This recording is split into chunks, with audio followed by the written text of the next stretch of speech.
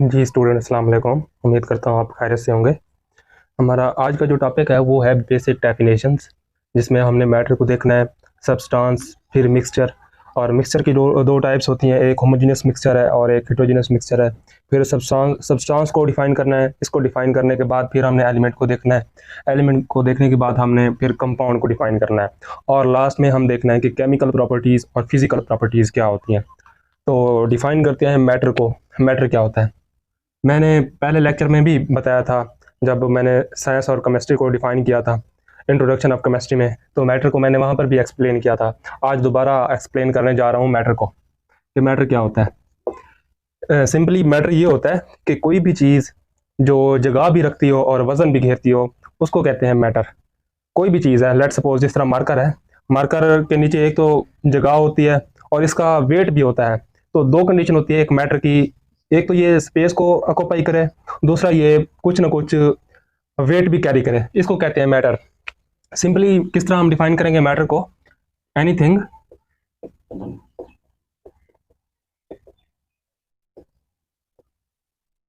Having mass and occupy space, इसी चीज को हम मैटर कहते हैं। मैटर की एग्जांपल में आपने सिलिकॉन, वाटर, एयर, ये इसकी एग्जांपल होगी मैटर की। फिजिकली मैटर जो होता है ना, तीन हालतों में पाया जाता है। तीन फिजिकल स्टेट की बेस पर मैटर जो है तीन स्टेट में पाया जाता है। एक तो ये सॉलिड फॉर्म में होता है, लिक्विड में होता है, एंड गैस फॉर्म में होता है। सॉलिड की एग्जांपल लेते हैं, जिस तरह सिलिकॉन हो गया, रेत, इसका फार्मूला है SiO2। रेत का फार्मूला होता है SiO2, इसको आपने माइंड में रखना है। फिर है लिक्विड। लिक्विड में जिस तरह वाटर हो गया हमारे पास, फिर गैस में एयर हो गई। आपने ध्यान रखना है, ये जो एयर होती है ना, एयर, ये किसी क्लोज सिस्टम के अंदर ही मतलब ये मैटर कहलाती है। कि जिस तरह हमारे पास सिलेंडर हो गया ना, सिलेंडर के अंदर जो पार्टिकल होते हैं ना गैस के, वो मतलब एक फिक्स प्लेस पर होते हैं, उनका कुछ ना कुछ वेट भी होता है और ये स्पेस भी ऑक्यूपाई कर रहे होते हैं। इसलिए हम किसी भी फिक्स्ड सिस्टम के अंदर जो एयर होती है ना, उसको हम मैटर कंसीडर करते हैं। ओपन सिस्टम में जो एयर होती है ना, वो मतलब स्पेस ऑक्यूपाई नहीं कर रही होती, इसलिए हम उसको मैटर नहीं कहते हैं। तो ये सारी मतलब ये सॉलिड, लिक्विड और गैस, ये तीनों मैटर की फिजिकल स्टेट पर टाइप्स हैं। तो अब देखते हैं कि मैटर की प्योरिटी और इम्प्योरिटी की बेस पर कितनी मतलब टाइप्स हैं और वो कौन कौन सी हैं। अगर बात करें प्योरिटी और इम्प्योरिटी की बेस पर, तो मैटर की दो टाइप्स हैं, एक तो मिक्सचर है, दूसरा है सब्सटेंस। मिक्सचर एक ऐसी चीज होती है, एक ऐसा मैटर होता है जो इम्प्योर फॉर्म में होता है, कि उसके अंदर जो मतलब इम्प्योरिटी होती है, जबकि सब्सटेंस ऐसी चीज होती है जो प्योर फॉर्म में होता है। तो मैटर को डिफाइन करते हैं, इम्प्योर मैटर,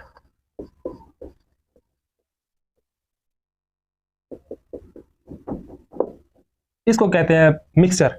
इसको आप यूं भी डिफाइन करते हैं कि जब दो या दो से ज्यादा मैटर या पार्टिकल्स आपस में मिलते हैं, तो एक मिक्सचर बनता है हमारे पास। कि दो पार्टिसिपेंट्स हैं हमारे पास, ए और बी।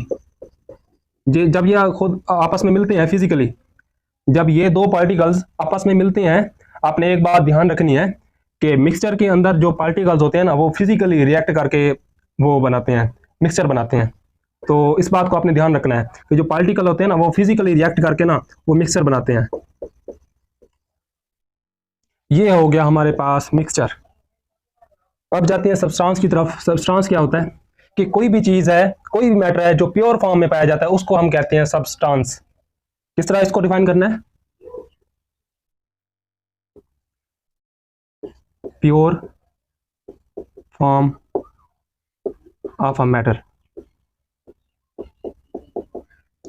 ये है सब्सटेंस। सब्सटेंस की एग्जांपल में आप गोल्ड ले लें, बट इसमें एक कंडीशन है, 24 कैराट का जो गोल्ड होता है ना वो प्योर होता है। इसके बाद डायमंड ले ले, हीरा, ये इसकी एग्जांपल है सब्सटेंस की। अब जाते हैं मिक्सचर और उसकी टाइप्स की तरफ। मिक्सचर को हमने पहले डिफाइन किया। हम मिक्सचर को डिफाइन करने के बाद हम चलते हैं उनकी टाइप्स की तरफ। पहली है होमोजीनियस मिक्सचर, दूसरी है हेटेरोजेनियस मिक्सचर। आप इनके नाम पर गौर करें ना, आप जब इनके नाम पर गौर करते हैं ना आपको आंसर यहाँ से ही मिल जाता है। ये देखें, यहाँ पर लिखा हुआ है होमो और यहाँ पर लिखा हुआ है हेटेरो। होमो का जो बेसिकली मीनिंग होता है ना वो होता है same.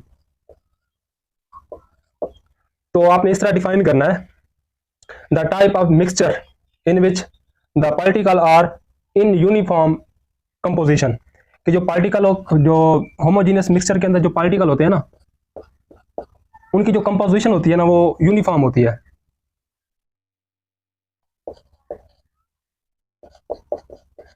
The type of mixture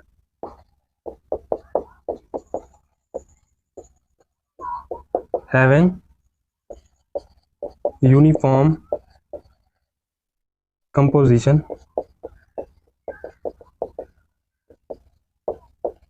throughout its mass।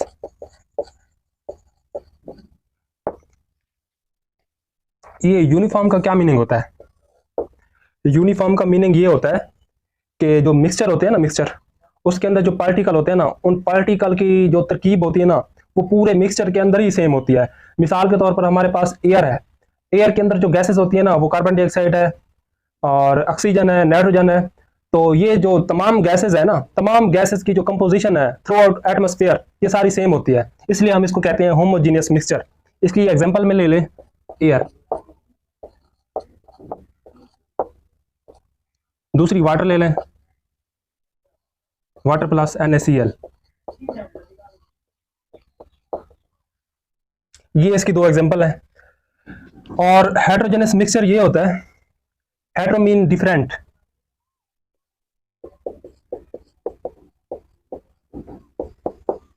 ये एक ऐसा मिक्सचर होता है जिसमें जो पार्टिकल्स होते हैं ना, पार्टिकल्स की जो कंपोजिशन होती है वो डिफरेंट होती है थ्रू आउट इट्स मैस, के पूरे मिक्सचर के अंदर जो पार्टिकल पाए जाते हैं ना हेटेरोजेनस मिक्सचर के अंदर क्या होती है, डिफरेंट होती है।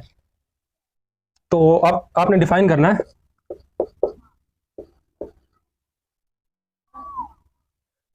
Non uniform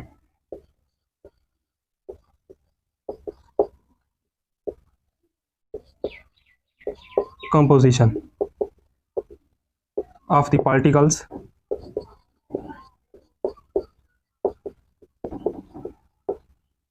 throughout its mass।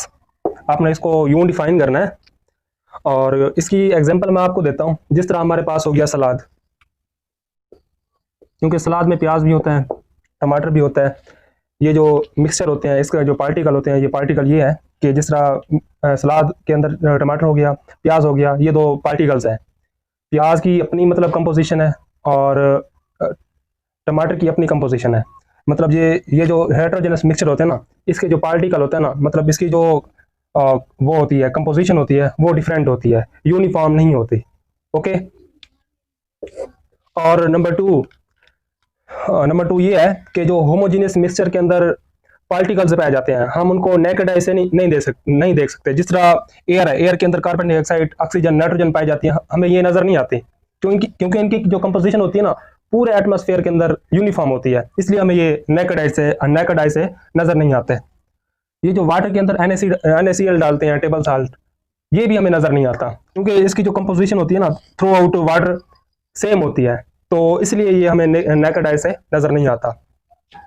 जबकि हेटेरोजेनस मिक्सचर के अंदर जो पार्टिकल्स होते हैं उनकी कंपोजिशन सेम नहीं होती, उनकी कंपोजिशन नॉन यूनिफॉर्म होती है, जिसकी वजह से हम इनको नेकेड आई से देख सकते हैं। ये हो गई हेटेरोजेनस मिक्सचर। जितनी भी सस्पेंशन है हमारे पास और कोलाइड्स हैं ये तमाम हेटेरोजेनस मिक्सचर के अंदर ही आते हैं। सस्पेंशन और कोलाइड्स,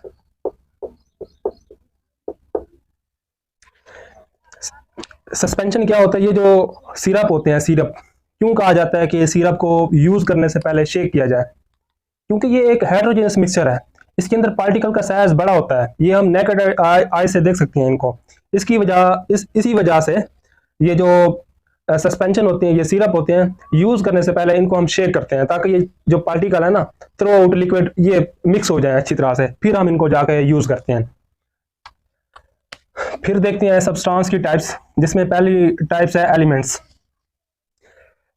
एलिमेंट एक ऐसा सब्सटेंस है, जब आपने डिफाइन करना है ना, आपने यूं डिफाइन करना है क्योंकि ये सब्सटेंस की टाइप है, तो आपने इसको ऐसे डिफाइन करना है, दी सब्सटेंस, इस तरह दी सब्सटेंस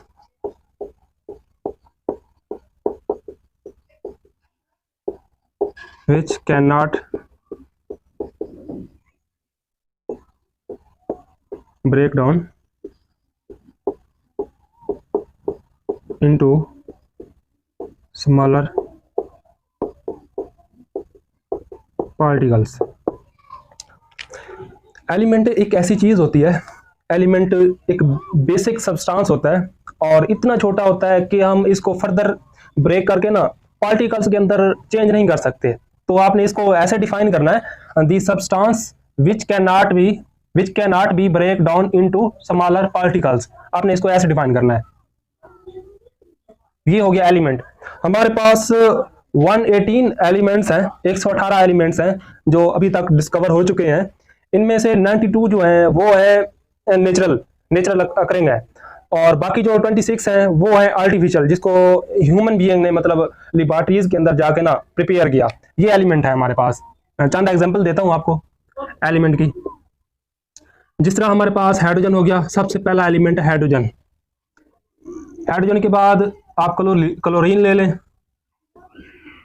ब्रोमीन ले लें, सोडियम ले लें। तो आपने चंद एक एग्जांपल यहां पर देखनी है एलिमेंट के अंदर। फिर हम देखते हैं कंपाउंड, कि कंपाउंड क्या होता है। कंपाउंड एक ऐसा सब्सटेंस होता है जब दो या दो से ज्यादा एलिमेंट्स आपस में कंबाइन होते हैं फिक्स्ड रेशो के साथ, तो हमारे पास एक न्यू सब्सटेंस बनता है, और उस सब्सटेंस की जो प्रॉपर्टीज होती है ना वो बनने वाले पार्टिकल से टोटली डिफरेंट होती हैं। इसको कहते हैं कंपाउंड। इसको मैं राइट कर देता हूं कि कंपाउंड क्या होता है।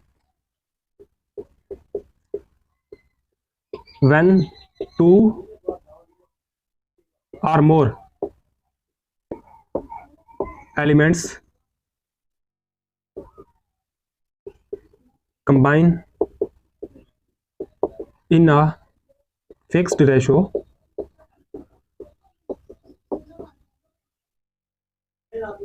they form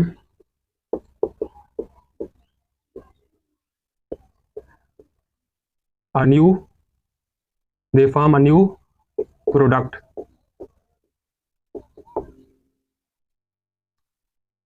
It is called compound। आपने ये भी लिखना है साथ, the property of a compound is totally different from the particles it is being made। कि जब ये जो दो एलिमेंट्स हैं, लेट्स सपोज हमारे पास दो एलिमेंट्स हैं, एक है ए दूसरा है बी। जब ये ए और बी खुद एक दूसरे के साथ केमिकली रिएक्ट करते हैं, तो रिएक्ट करने के नतीजे से आपके पास बनता है एक कंपाउंड ए बी। यहां पर जो रिएक्टेंट हमारे पास ए है, इसकी प्रॉपर्टी डिफरेंट है, बी की प्रॉपर्टी डिफरेंट है, और ये जो कंपाउंड बना है इसकी भी प्रॉपर्टी डिफरेंट है। तो डेफिनेशन का ये एक हिस्सा है कि जो हमारे पास दो एलिमेंट आपस में मिलते हैं केमिकली, तो उन एलिमेंट की जो प्रॉपर्टीज होती हैं तो उनसे बनने वाले कंपाउंड की प्रॉपर्टीज टोटली डिफरेंट होती हैं। तो ये हमारे पास होगी कंपाउंड की एक एक्यूरेट डेफिनेशन। तीसरा आपने डिफाइन करना है, व्हेन टू और मोर element combine in a fixed ratio they form a new product, it is called compound. The property of a compound is totally different from the particles it is being made. Okay, ये हो गया compound. तो ये था हमारे पास इसका basic introduction. ये basic terms हैं जो आने वाले फॉरवर्ड जितनी भी मतलब हमारे लेक्चर्स होंगे ये वहां पर यूज होगी। आपने इनको माइंड में रखना है। दो बेसिक टर्म्स हैं, एक केमिकल प्रॉपर्टी है, दूसरा फिजिकल प्रॉपर्टी है। हम उनको भी एक्सप्लेन करते हैं यहाँ पर।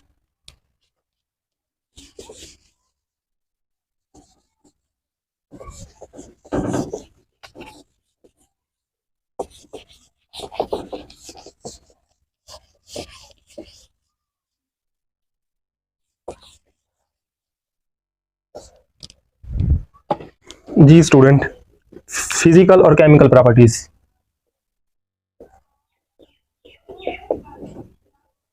फिजिकल प्रॉपर्टी,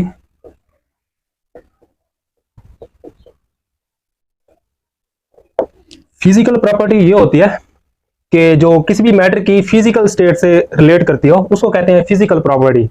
फिजिकल प्रॉपर्टी जिस तरह हमारे पास कोई मैटर है, मैटर जिस तरह मैंने पहले भी एग्जांपल दी इस मार्कर की, अब दोबारा एग्जांपल दे रहा हूं आपको इस मार्कर की कि फिजिकल प्रॉपर्टी क्या होती है। ये हमारे पास एक मैटर है, मैटर की फिजिकल स्टेट से जो रिलेट करती है उसको कहते हैं फिजिकल प्रॉपर्टी। ओके, जब हम इसको टेम्परेचर देते हैं ना, टेम्परेचर देते हैं तो ये मतलब फ्यूज होना स्टार्ट हो जाती है, ये पिघलना स्टार्ट हो जाती है। तो इसका हम मतलब जैसे ही टेम्परेचर देते हैं ना, तो जिस मतलब दर्जा हरारत पे ये फ्यूज होना स्टार्ट होती है तो हम उसको कैलकुलेट करते हैं। तो इसकी एक तो डेंसिटी हो गई, उसके बाद इसकी जो अपीयरेंस है वो क्या है, इसका टेस्ट क्या है, इसका कलर क्या है। तो ये टोटली फिजिकल प्रॉपर्टीज के अंदर ही हम डिस्कस करते हैं, इसको एक्सप्लेन करते हैं कि फिजिकल प्रॉपर्टी क्या होती है।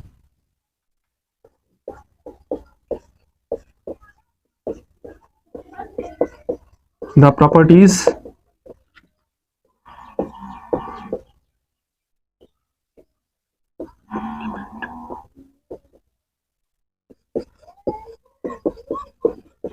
physical state of a matter।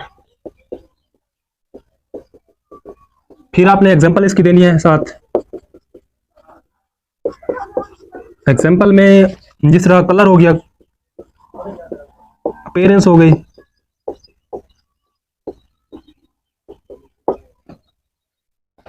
Melting point हो गया, बॉइलिंग पॉइंट एक्सेट्रा, ये सारी फिजिकल प्रॉपर्टीज है।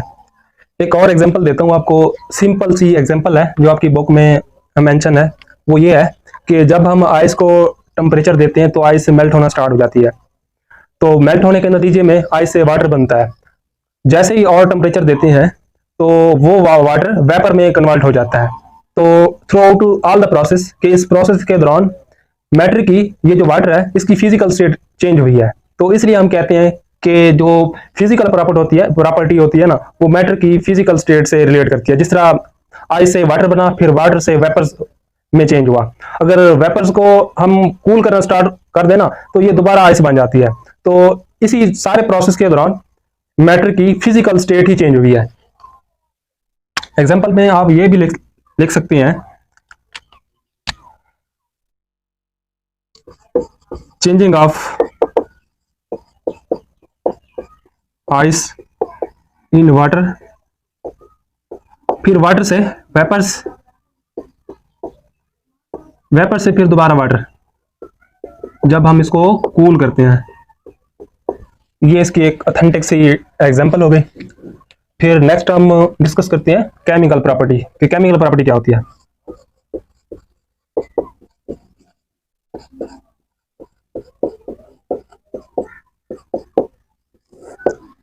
केमिकल जो प्रॉपर्टी होती है ना, वो मैटर की एक कंपोजिशन पर डिपेंड करती है। कि जिस तरह हमारे पास एक वाटर का मॉलिक्यूल हो गया H2O, इसके अंदर जो कंपोजिशन होती है वो एक तो हाइड्रोजन के दो मतलब एलिमेंट है, फिर एक ऑक्सीजन है। तो ये इसकी कंपोजिशन हो गई।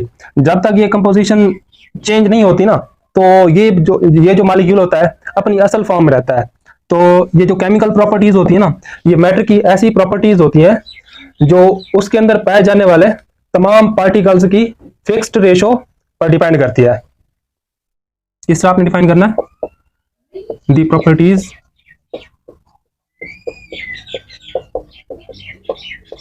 which explain the composition of a matter। जैसे हम मतलब वाटर को इलेक्ट्रोलाइज करते हैं, लेट सपोज एक बीकर लेते हैं, इस बीकर के अंदर वाटर है, H2O है। जैसे हम इसके अंदर करंट पास कराते हैं, इलेक्ट्रोलाइसिस करते हैं, ये जो वाटर है ना, तो ये अपने पार्टिकल्स के अंदर चेंज हो जाता है। एक तो ये हाइड्रोजन में चेंज हो जाता है, फिर ये दूसरा ऑक्सीजन में चेंज हो जाता है। ये जो ब्रेकडाउन हो गया ना, ये केमिकली ब्रेकडाउन हुई है। कि कोई भी जब मतलब एक कंपाउंड को इलेक्ट्रोलाइसिस करते हैं तो वो केमिकली ब्रेक डाउन से मतलब वो डिस्पर्स हो जाता है, जिस तरह ये वाटर है। तो केमिकल प्रॉपर्टीज कौन सी प्रॉपर्टीज होती हैं? ये एक ऐसी प्रॉपर्टीज होती हैं जो कंपोजिशन पर डिपेंड करती हैं किसी मैटर की। ये था हमारे पास फिजिकल और केमिकल प्रॉपर्टी। इंशाल्लाह हम नेक्स्ट लेक्चर में देखेंगे कंपाउंड और मिक्सचर के दरमियान फ़र्क। अल्लाह हाफिज़।